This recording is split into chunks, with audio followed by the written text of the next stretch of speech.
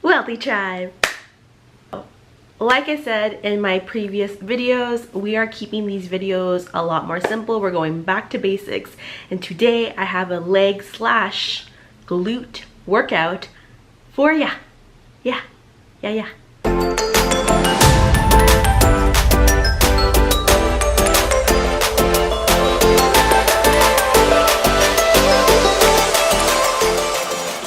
My name is Joanna and I film videos on fitness, nutrition, supplements, anything and everything you need to know to help you on your journey, because you're on a journey, I'm on a journey, we're in this together.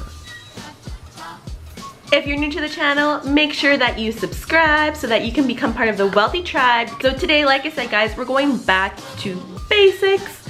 Legs and glutes are my favorite muscle to train.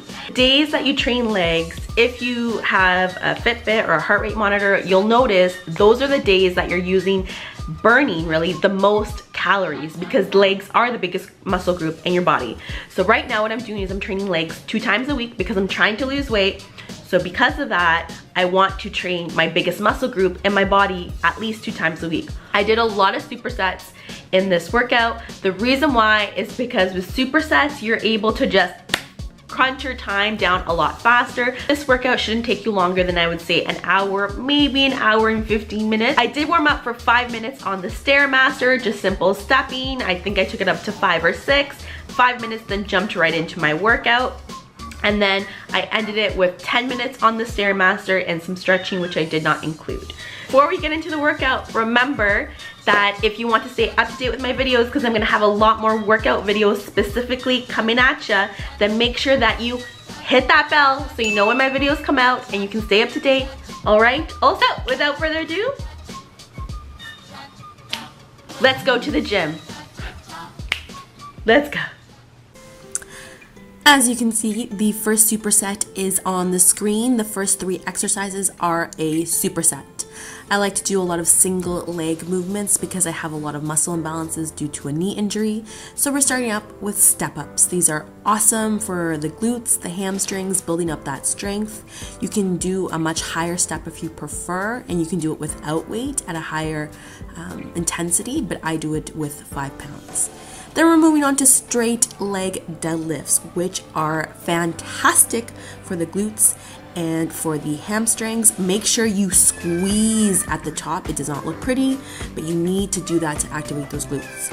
Now the reason I'm kind of situated this way is because having my legs pressed against a bench or something on the back forces you, and it reminds you to push back with your hips.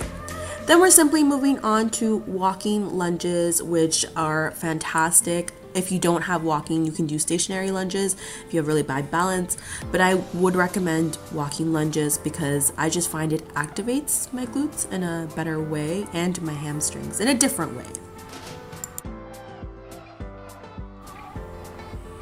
All right, hip abduction. Now, I see so many people do this wrong and it drives me absolutely bonkers. Okay, so this is how I do my hip abductions. I do it in 2 ways.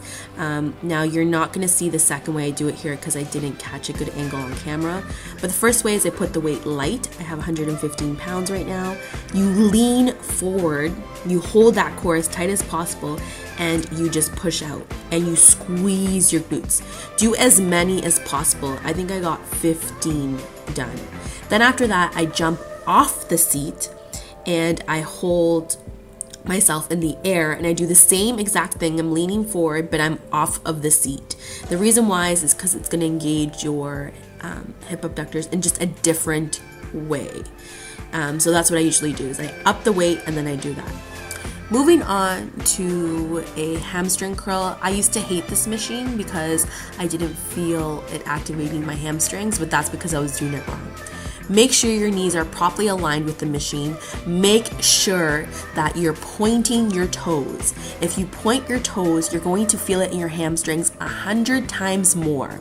Also, as you can see, my hands are holding onto the bar. What you want to do is push against that bar so it forces you to push against the seat and into the seat and then it engages your hamstrings in a better way. I like to superset this with single leg curls. So I lower the weight and I do about 5 or 10 on each leg, and it just engages your hamstrings again in a different way, and it works out any sort of muscle imbalances. Okay guys, this is where I totally failed you. I had 3 exercises here and I was only able to get 2 on camera because my camera died, so I apologize big time.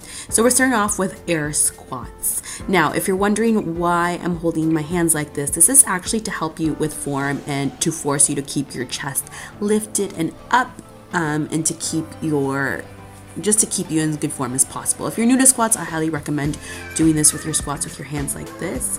Remember to squeeze when you get at the top. It does not look pretty, but you need to do it if you want to engage that full range of motion and activate those glutes. After this, we're going to move on to an elevated hip bridge. As you'll see, I stacked a few steps. I think I had 5 or 6 steps. You can do it higher, you can do it lower, whatever you're comfortable with. Going to push off with the heel of your foot. You're not going to touch the ground, and you are going to squeeze at the top. On the last rep, I think I hit 12 or 15 of them. On the last rep, I hold for 30 seconds to really get that squeeze. I also did the same movement, but I added weight to it. But I didn't get it on camera, unfortunately, so I apologize for that. But hopefully you guys enjoyed this video. I ended it with the Stairmaster, by the way, for 10 minutes, just simple walking. If you guys enjoyed this video, you know what to do. Give this video a like and make sure you subscribe, because I have a lot more videos like this coming at you.